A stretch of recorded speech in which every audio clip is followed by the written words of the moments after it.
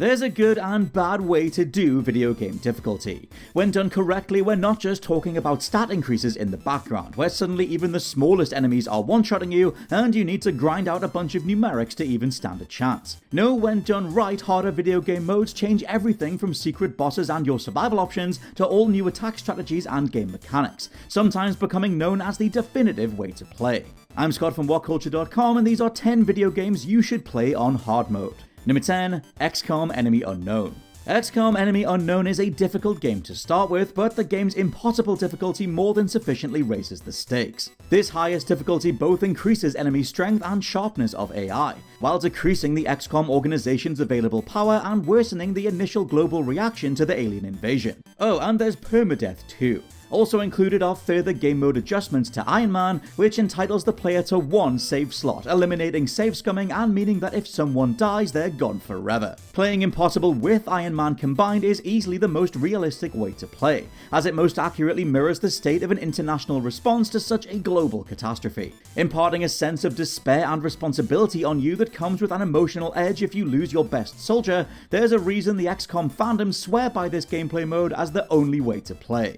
Number 9, God of War. 2018's God of War's Give Me God of War difficulty lets players know from the outset that they're in for a hard time, and that the difficulty cannot be changed mid-playthrough, meaning you'll have to start all over again if it's more than you can manage. Not only do enemies take less damage and deal more in this mode, but many turn into elites after a couple of hits, a higher level variant that fills you with either anticipation or more dread. Status effects also have a significantly higher impact on Kratos, meaning that in certain areas or when facing certain enemies, for example those that inflict poison, you'll have to adapt entirely new strategies compared to lower difficulties. Number 8, Fallout 4.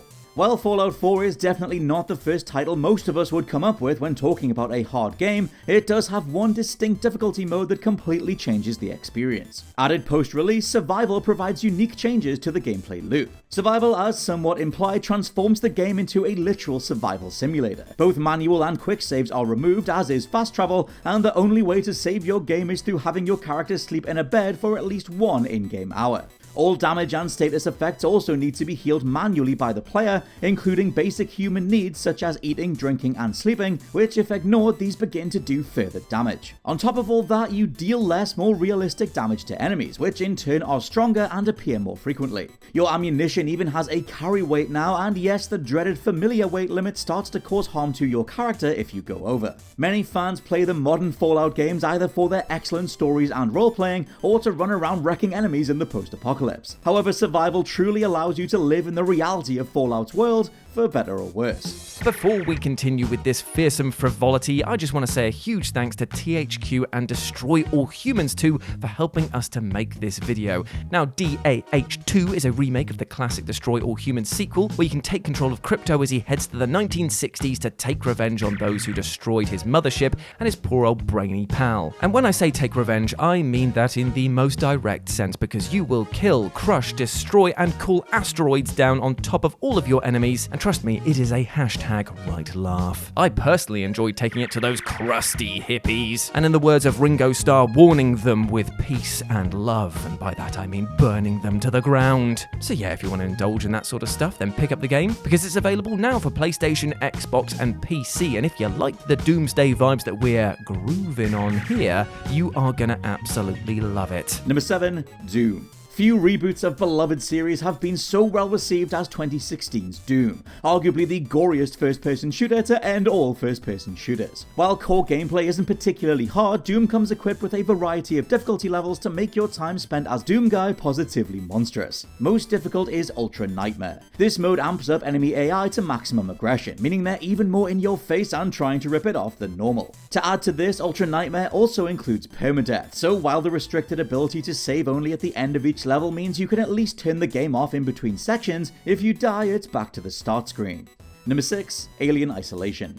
As horror games go, Alien Isolation is seriously terrifying. For years, fans of the franchise had hoped to live out Ripley's journey against the xenomorph in video game form, and then Alien Isolation made many of us instantly take it back, because hiding in a space station vent while the perfect killing machine stalks you is really stressful. However, if you love everything about the first Alien movie, why not increase the stakes and make the experience as intense as possible? Isolation's Nightmare mode increases the fear factor by sending you out into the game world minus the HUD or the map, and providing both fewer supplies and significantly less health. Also, it turns the already intelligent, groundbreaking Xenomorph AI up to 11, breaking your tracker so that literally every aspect of survival is against you. Lastly, it's worth shouting out that playing Alien Isolation with an Xbox Kinect or PlayStation camera means the Xenomorph can literally hear you making real-life noises through your microphone. That is some Alien franchise realism. Number 5, The Evil Within. Both The Evil Within and its sequel, The Evil Within 2, keep their hardest difficulties secret until after you complete one of the initial modes. Finally unlocked, Akumu is notorious amongst horror fans for being one of the trickiest modes out there. This difficulty introduces a one-hit kill system for the player, including any accidentally self-inflicted damage too. Enemies are made significantly stronger, far more intelligent, and they're extra aggressive. While ordinary difficulties can be reasonably beaten taking a guns blazing approach, Akumu makes this pretty much impossible. It forces you to take a pure stealth approach to complete a run, and requires a great deal of knowledge about enemy patterns and map layouts to even give you a chance. Number 4, Devil May Cry 5. DMC5's hardest offering, Hell and Hell, requires a bit of effort to even unlock, as you need to first finish the game on Son of Sparta, which in itself is only unlocked by completing the game on Devil Hunter. For those prepared to put in the work, the further 3 difficulty settings after Son of Sparta are all different and rewarding in their own ways. Dante Must Die enables new enemy attack patterns and significantly increased speed and aggression, with the hardest enemies appearing earlier and more frequently, plus everything deals twice as much damage with twice as much health. Heaven and Hell comparatively introduces a one-shot, one-kill mechanic, not just for the player, but for everything. Hell and Hell then combines the best of both worlds. You still die in one hit, but your enemies play like in Dante Must Die, making them spongy and spiky as hell. The mode also removes checkpoints and limits you to only 3 revives per mission. It might sound impossible, but for a seasoned player who has beaten every other difficulty, this is the ultimate challenge, and it's insanely gratifying to beat.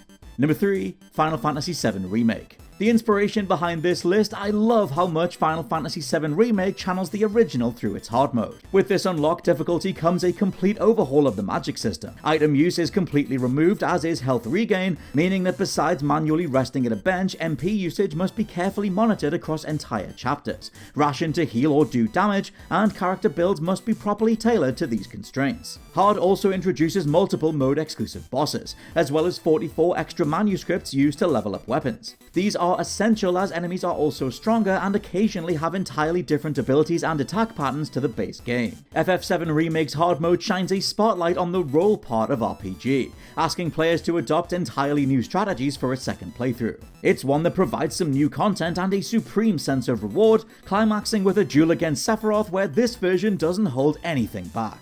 Number 2, The Last of Us 1 and 2. Though the Last of Us franchise is known for intense emotional storylines, over the years fans have increasingly highlighted multiple harder difficulties that dramatically change gameplay. In Survivor and Grounded, enemies do double or triple damage respectively. Supplies are extremely hard to find, with pickup items no longer flashing on screen. In-game hints, prompts, and the all-important listen mode are all now disabled. For an even greater challenge, Grounded difficulty disables the HUD and controller light indicators, removing multiple mid-combat or stealth checkpoints, rendering you even more vulnerable. With more powerful melee weapons despawned and NPCs no longer providing health items or ammo, these modes force you to use clever tactics against increasingly intelligent and aggressive enemies. In a survival horror game where gameplay and characters benefit each other massively, these modes most accurately emulate the reality of what Ellie and Joel are going through.